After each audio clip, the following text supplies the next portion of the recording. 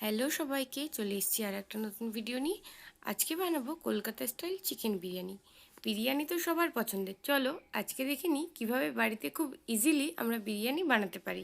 তো চলো, প্রথমেই আমরা চিকেনটাকে ম্যারিনেট করে নেব। ম্যারিনেট করার জন্য একটা পাত্রে আমরা চিকেনটাকে নিয়ে নিয়েছি। তার মধ্যে দিয়ে দিয়েছি লবণ, আদা বাটা, রসুন বাটা, লঙ্কার গুঁড়ো, বিরিয়ানি মশলা আর টক দই। সব উপকরণগুলো একসঙ্গে মিক্সড করে আমরা চিকেনটাকে ম্যারিনেট করে আধা ঘন্টা ফ্রিজের ভেতর রেখে দিয়েছি। এবার কড়াইতে তেল দিয়ে আমরা প্রথমেই পেঁয়াজের বেরেস্তাগুলোকে ভেজে নেব।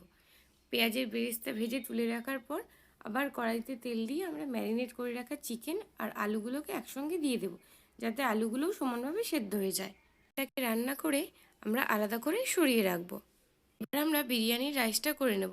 তার জন্য একটা হাঁড়িতে জল ফুটতে দিয়েছি, আর ফুটানো জলের মধ্যেই দিয়ে দিয়েছি তেজপাতা, দারচিনি, লবঙ্গ, এলাচ, জায়ফল, জয়িত্রী আর একটু শাহি জিরে আর শাহি মরিচ। এইগুলো দিয়ে জলটাকে আমরা করে নেব। আর লবণটাও আমরা এই জলেই দিয়ে দেব, যাতে ভাতে নুনের পরিমাণটা একদম সমান সমান থাকে। চালটা 80% হয়ে গেলেই আমরা নামিয়ে নেব, কারণ বাকিটা দমে হবে। এবার দমে বসানোর আগে আমরা লেয়ারিংটা করে নেব। তার জন্য ভাতটাকে আমরা 3 ভাগে ভাগ করে নিয়েছি। এক ভাগ প্রথমে দিয়ে দেব, তার উপরে দিয়ে দিয়েছি পেঁয়াজের বেরেস্তা, বিরিয়ানি মশলা, আলু, মাংস আর একটু ঝোল, আর উপর থেকে দিয়ে দেব ঘি। এরকমভাবেই আমরা দুটো লেয়ার কমপ্লিট করে নেব। বাকি যে ভাতগুলো ছিল সেই ভাতগুলো দিয়ে দেবো, তার উপর থেকে ছড়িয়ে দেবো পেঁয়াজের বেরেস্তা আর ছড়িয়ে দেবো বিরিয়ানি মশলা। আগে থেকে একটা কাপের মধ্যে আমি জাফরান আর দুধ দিয়ে ভিজিয়ে রেখেছিলাম, তার মধ্যেই দিয়ে দিয়েছি আতর, গোলাপ জল, কেওড়া জল। এইগুলোকে দিয়ে এবার আমি ওপর থেকে দুধে ভেজানো জাফরানটা ছড়িয়ে দেব। ভালো করে এদিক ওদিক ছড়িয়ে দেবো, যাতে ভাতের কালারটা খুব সুন্দর আসে, একদম দোকানের মতন পারফেক্ট কালারটা যেন চলে আসে।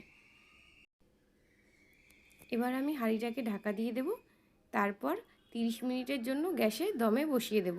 প্রথমে 10 মিনিট হাই ফ্লেমে দিয়ে দেব, তারপর বাকি 20 মিনিট একদম লো ফ্লেমে আমরা 30 মিনিটের জন্য দমে বসিয়ে দেব।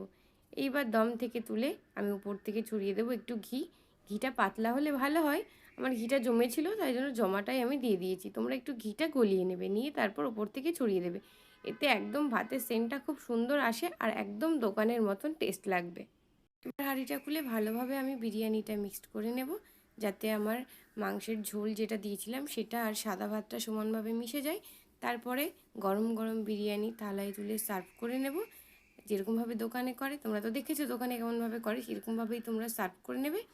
আর তারপর তোমাদের পছন্দের গ্রেভির সঙ্গে এনজয় করবে গরম গরম কলকাতা স্টাইল চিকেন বিরিয়ানি। আমি তো গ্রেভি ছাড়াই খেয়ে নিই, শুধু বিরিয়ানি জাস্ট অসাম।